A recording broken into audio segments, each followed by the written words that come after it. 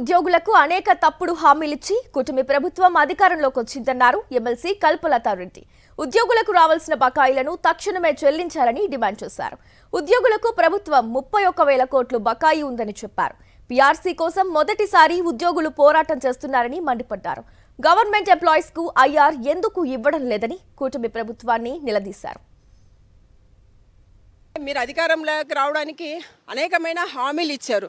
సరే, హామీలు అనేటివి మీరు ఇచ్చిన హామీలు పక్కన పెడితే ఈరోజు వాళ్ళకు రావాల్సిన బకాయిలన్నా వీరు తక్షణమే చెల్లించాలని కోరుకుంటున్నాం. ఆ బకాయిల మీద కూడా మీరు ఎటువంటి చర్చలు జరపలేదు. ఈరోజు చూసుకుంటే డిఏలు నిజంగా ప్రతి ఉద్యోగి కూడా ప్రతి పండగకు 16 నెలలుగా వచ్చిన ప్రతి పండగకు ఒక డిఏ అన్న ఇస్తారని ఎదురు చూడడం జరిగింది. ఒక్క డిఏ కూడా ఇంతవరకు ఇవ్వలేదు. దాదాపుగా ఈరోజు 31,000 కోట్లు బకాయిలు ఉన్నాయి. దాంట్లోనే డిఏలే 14,000 కోట్లు. 4 డిఏలు పెండింగ్ ఉంటే ఒక డిఏ అన్న ఉద్యోగస్తులకి ఇవ్వచ్చు కదా అని మేము అడుగుతున్నాం. అదేవిధంగా పీఆర్సీ చూసుకుంటే పీఆర్సీ కమిటీ కోసం నిజంగా పీఆర్సీ కమిషన్ కోసం పోరాటం జరగటం ఇదే ఫస్ట్ టైం. ఎప్పుడు ఫిట్మెంట్ కోసం పోరాటాలు జరిగేవి, కమిటీలు ఈరోజు కమిషన్ కోసం పోరాటం చేయడం జరుగుతుంది. సో మీరు ఈరోజు పీఆర్సీ అనేది మీరు లేట్ అయితే ఏదైతే పీఆర్సీ డేట్ ఎలిజిబిలిటీ డేట్ ఉంటుందో ఆ రోజు నుంచన్నా ఐఆర్ ఇవ్వాలి కదా. అది ఈరోజు తెలంగాణలో 5% ఐఆర్ ఇచ్చారు. అక్కడ ప్రభుత్వ ఉద్యోగులకు ఐఆర్ ఇచ్చారు. ఈ ప్రభుత్వం వచ్చిన తర్వాత ఐఆర్ ఎందుకు ఇవ్వలేదు అని మేము ప్రశ్నిస్తున్నాం. అదే చూసుకుంటే గతంలో ఎప్పుడూ కూడా ప్రభుత్వ ఉద్యోగస్తులు రోడ్డు మీదికి ఒక 3 సంవత్సరాలు 4 సంవత్సరాలు పట్టేది. ఇప్పుడు చూసుకుంటే 6 నెలల నుంచే ఈరోజు రోడ్డు మీదకి ఉద్యోగస్తులు వచ్చే పరిస్థితికి ఈ ప్రభుత్వం తీసుకొచ్చిందని తెలియజేస్తున్నాం.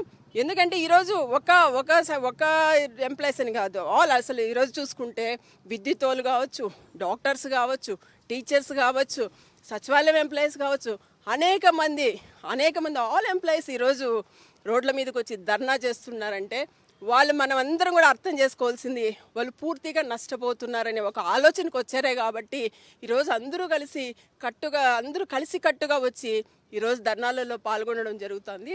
ఇప్పటికైనా ఈ ప్రభుత్వం స్పందించి వాళ్ళకి మేము అడిగేది ఒకటి. ఈరోజు ప్రభుత్వ ఉద్యోగస్తులందరూ ఒకటే అడుగుతున్నారు. ఏమని అడుగుతున్నారు?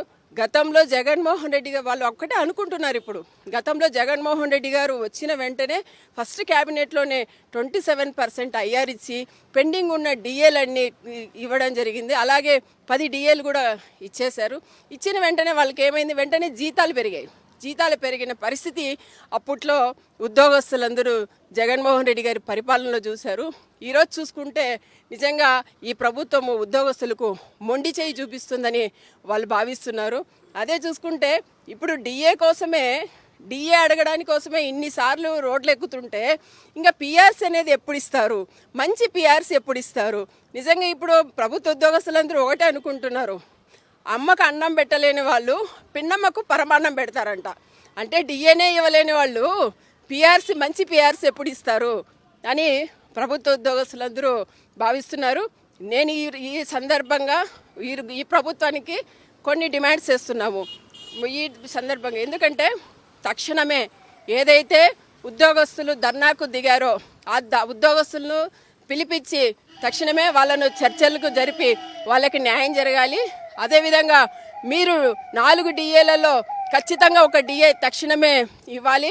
అదేవిధంగా పీఆర్సీ ఇవ్వలేని లేట్ అయ్యే పరిస్థితి అయితే ఖచ్చితంగా ఐఆర్ని ఇవ్వాలని తెలియజేస్తున్నాం.